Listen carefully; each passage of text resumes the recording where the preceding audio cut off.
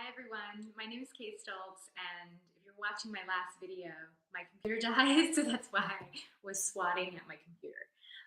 So I wanted to read a couple of questions and comments that people left on previous videos that I did. So if you have any questions or comments, now's the time, put them in the chat and I'll see if I can get to them. So let's get into it.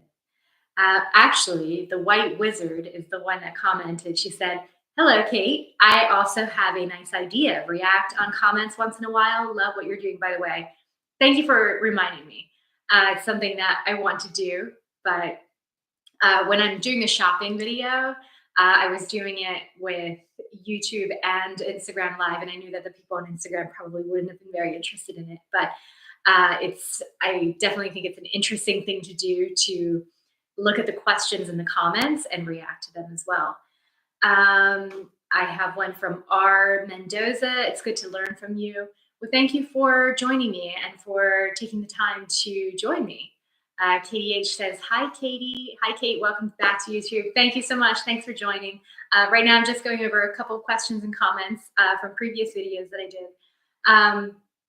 I have another comment from Lavina Miller Weaver, who said, "Well said, Kate, and so sensitively. I'm often a bit suspicious that in some complex way, one of the gifts of having been raised Amish for some of us is an incredible ability to accept people exactly as they are from all walks of life and perspectives." I do have to say, I think that's something that we all personally have to work on, because I have met some Amish people that are either incapable of or do not want to acknowledge that other Amish people had different experiences than them. And it was something that, fortunately, when I first started talking about my experience, especially, I was so kind of determined to make it outside of the community. And there were also like personal things that I had inside of me that I didn't kind of accept yet. And in the beginning, I tended to think of my own experience as what Amish people go through.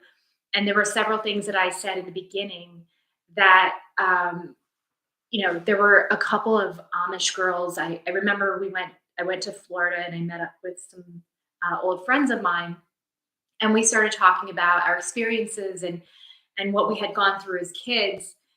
And the way that they approached the conversation was basically, you are telling your side of the story, but it's important to remember that your experience is not like ours. Like, our experience is very different than what you went through. And then I also dealt with kind of being on the opposite end of that, of other Amish people kind of telling their story and being like, "Oh, this is what it's like to be Amish." And for me to personally be like, no, that's not what it was like for me. So it's something that we constantly, no matter where we are, I think we do have to keep in mind. I think it's a good thought, but I think we do have to remember that no matter where we are, we have the potential um, of not understanding the fact that we're all individuals. So I think it's good to keep that in mind, but it's something that we always have to remember. I have a comment from Michael. I don't know what the last name, Michael Chaplechowski. I'm sorry I butchered your name. But I love the comment. It was, this was, "Kate, I almost fell out of my chair when you compared shunning to cancel culture. Excellent perspective. Little story about stereotypes. 7 years ago, I got a German Shepherd puppy from an Amish farmer in Bronx, PA. I was told not to because the Amish run puppy mills. This was not the case. Not only was I greeted by the mother dog when I pulled up, the pens and barn were immaculate, so much so that I spent the following 2 days cleaning my house. We have to take each other for who we are as individuals, not as a stereotype as to what we think someone else is.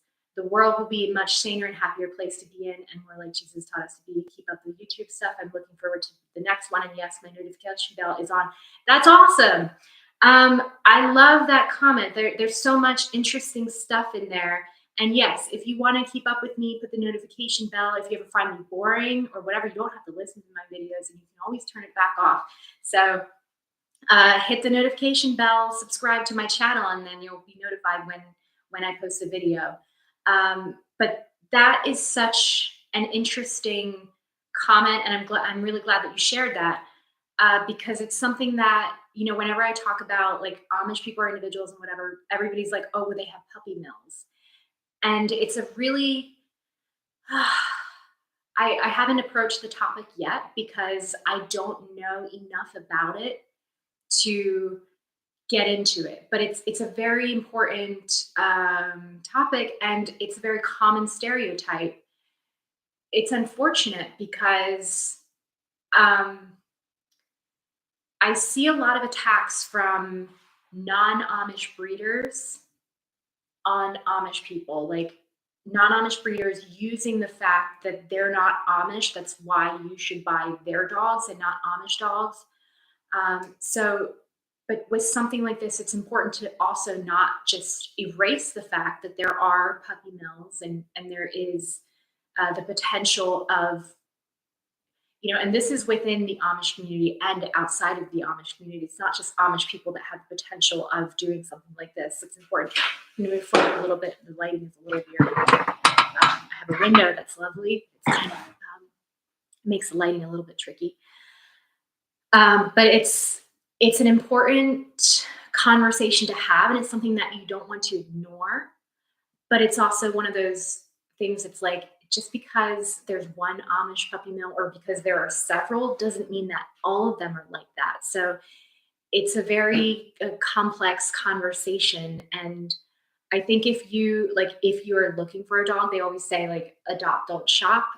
Adopting is always a good option, but if you want like a little puppy dog and you want to raise them and train them and be their lifelong friend, I don't think that going to an Amish farmer is going to result in a specific outcome. It really depends on the individual farmer, whether or not you're going to get a dog that has been treated well. So I would say do your research, look into the conditions of the dog. And like this person, thankfully they had a good experience. I know there are people that didn't have a good experience, but if you come across any business that you don't agree with them, like don't work with them, go find somebody else. But in terms of the whether or not the breeder will be a good breeder doesn't depend on whether or not they're Amish or not. It depends on whether or not they personally take care of their dogs. They vaccinate the puppies and properly take care of them, provide warm, clean spaces. That's all very dependent on them as individual business owners, not on their religion. It's a very important distinction. And love that comment. So thank you very much for that. Let me see. And he also left another comment about the English put Amish people in a box, so to speak, and make assumptions about them and their lifestyle. And when we see someone who has left the Amish culture, make assumptions as to why. Yeah, that's another important. It's another important comment and aspect of why do people leave the Amish church? And the answer to that is it's very dependent on their individual decision. Like why did they leave? Did they leave because they were determined to become a fashion designer? Did they leave because they were abused as a child? Which that happens in all around the world. That's not something that the Amish people are able to escape. So like, what is the reason? Do they just simply want to pursue a career or an occupation that they feel like they're not going to be supported in? For example, I know a lot, and well, not a lot, but I know several Amish people that left and decided to become work in healthcare. I hear of a lot of Amish women that leave and become nurses. But there's so many different reasons why people leave. I know some people left because they wanted to drive a car and because they wanted to they wanted to have more modern technology. I know several people that were happy within the church, but just simply decided that it was a better lifestyle and they didn't want to participate in it. So it's a very wide range of why people want to leave. Unfortunately, It seems like the only people that get their stories told are the people that had bad experiences or are in a period of their life where they're really rebelling against the culture. And those stories make very interesting movies and television shows and articles. They don't really dive into the complexities of leaving. Um, I see somebody left. Somebody said that Nicholas Zande, I hope I'm saying your name correctly, said the title Breaking Amish sounds too similar to Breaking Bad. Well, yeah. Yeah, that's funny. I've had a lot of people say that as well. Um, I never watched the Breaking Bad show the entire season. I have to get back into it because I have a lot of people saying that. I have a lot of people saying that it's an interesting show. Um, Let me see if there's any other comments that I want to read today. Oh, I have someone that commented on the production development process of sweaters. Uh, that commented. She says it's A and C. I'm glad she broke away. However, her clothing, although very nice, but HSHIT. The prices are not for the faint at heart or the average income American. So kind of sad. You would think coming from a humble background, she would be making clothing for every budget. Yeah, I mean it's a good, you know, that's valid. That's a valid point. But the reason why the prices on the clothes are where they are is because I spend a lot of time making sure that the people that make the clothes are paid fairly for their wages. A lot of the pieces are made in America, which our wages are, if you're paying somebody in America, you're paying them $20 an hour. It's a lot more than, I think the cheapest that I've ever heard of was, what was it, 3 pence per garment, which is, that's like slave labor wages, but that's what a fast fashion company is paying their workers. It's basically 3 pennies a garment, which is just another conversation. But yeah, I mean, some, I try to offer a little bit of price variations based on kind of product category. Uh, I have a couple of scarves that are a little bit more entry level. I have a couple of hair bows, and then I also have the baskets that I offer on my site that I find a lot of people that want to shop from me but can't afford the more expensive clothing pieces. I've had a lot of people, they can't, they don't want to spend that much money on a dress or a blouse or something. I've had them go to other categories such as baskets and hair bows and headbands and things like that. So I try to accommodate people from all people, especially for the holidays when people are trying to buy stuff. Um, I have some comments from like a year ago. Uh, I will say, wire hyperspace. You make me hungry sometimes with the comments about the food. Did you ever want to see scrapple waffles? Well, I was looking on YouTube, didn't see any.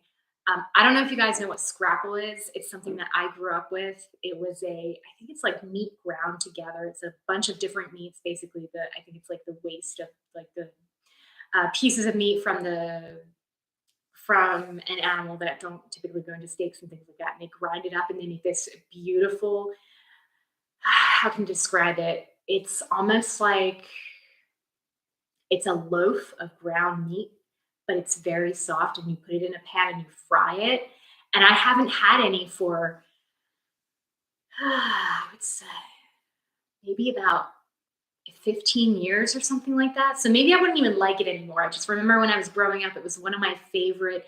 It was a treat, and I just remember being excited every time my mom made scrapple. I was very excited. And I loved it as a kid.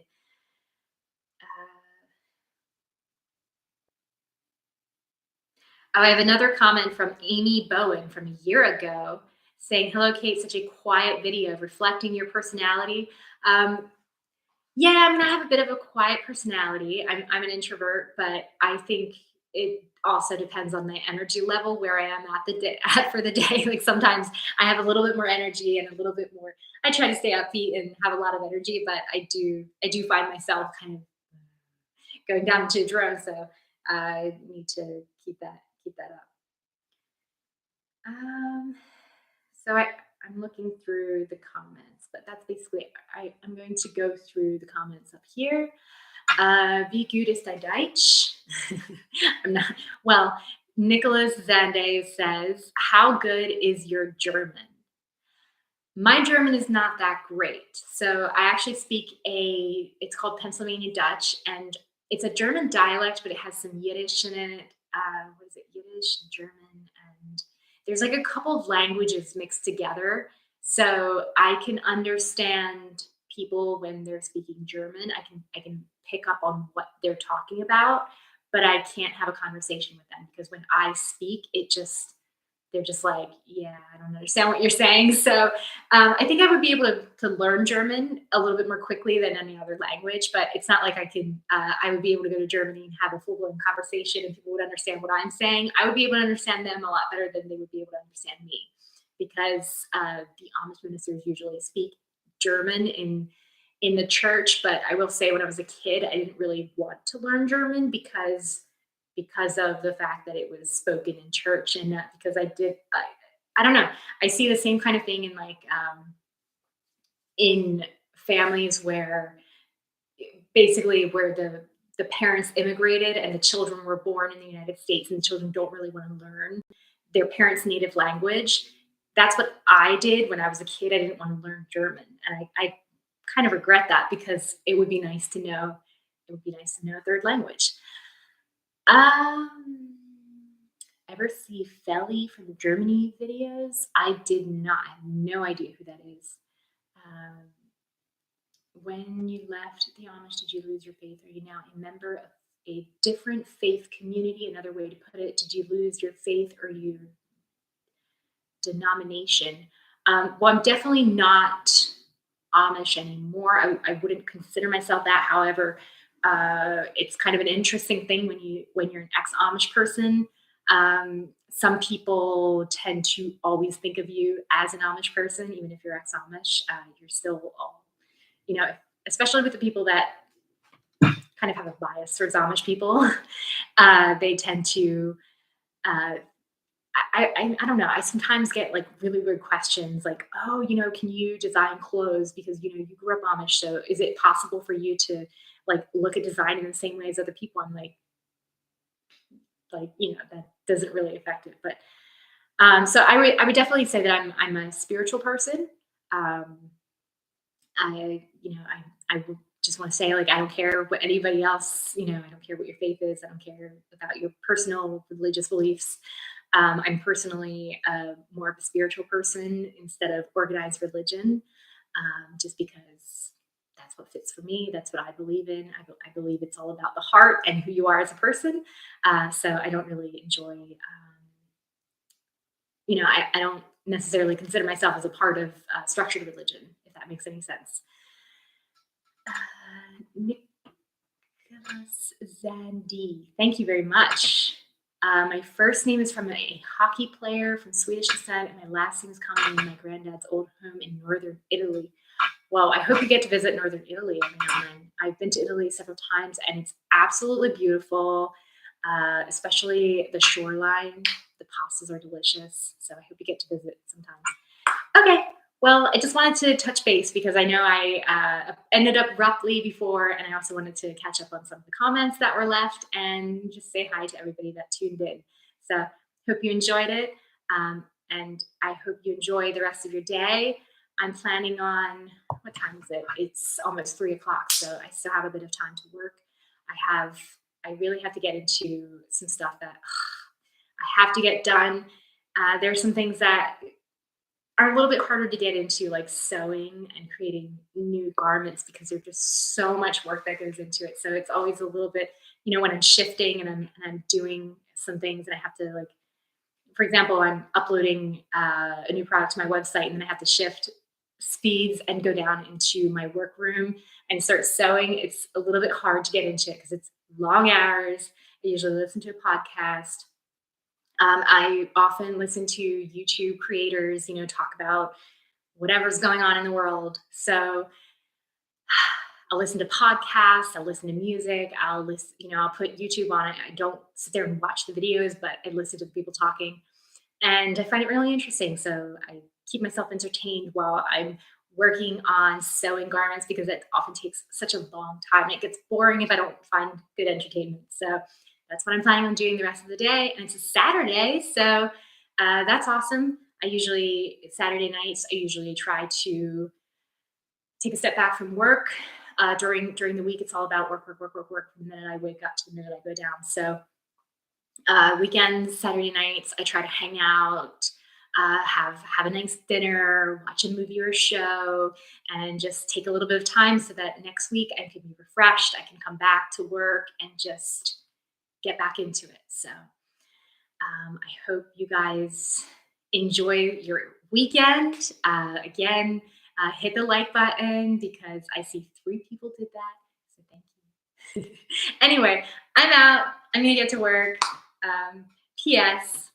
I think YouTube is a bit of a procrastination tool because I'm like, I don't feel like starting on this garment. Let me just hop on YouTube and talk for a little bit because so it's time for me to stop procrastinating and get to work. So that's what I'm going to be doing the rest of the day. All right. Bye. Have a good evening.